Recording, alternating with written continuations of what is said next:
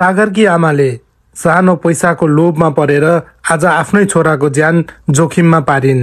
अब आफूले त्यो गल्ती गरेको कसरी स्वीकार्लिन् अनि सागर र कान्छीसँग के भनेर माफी माग्लिन् कि मैले पैसाको लोभमा परेर यो सब गरेको हुँ। मैले कान्छी बुहारीलाई साउको जिम्मा लगाइदिने निर्णय गरेको थिएँ भन्दा कान्छीले के सोच्लिन् अनि आफ्नै छोरो सागरले के सोच्लान्। आफ्नो जीवनको हरेक पाइला पाइलामा साथ दिएकी अनि सधैँ सुख दुःखमा साथ दिएकी, जस्तो दुःख जस्तो परिस्थिति आए पनि सधैँ आफ्नो श्रीमानसँग हातमा हात मिलाएर अडिराख्ने श्रीमतीलाई त्यस्तो गरिदिँदा सागरले आफ्नो आमालाई के भनेर माफ देलान् र सायदै माफ दिन गाह्रो छ। भिडियोलाई अन्तिमसम्म हेरेर साथ दिनु भएकोमा धेरै धेरै धन्यवाद। हाम्रो भिडियोलाई लाइक कमेन्ट गर्न नबिर्सनुहोला।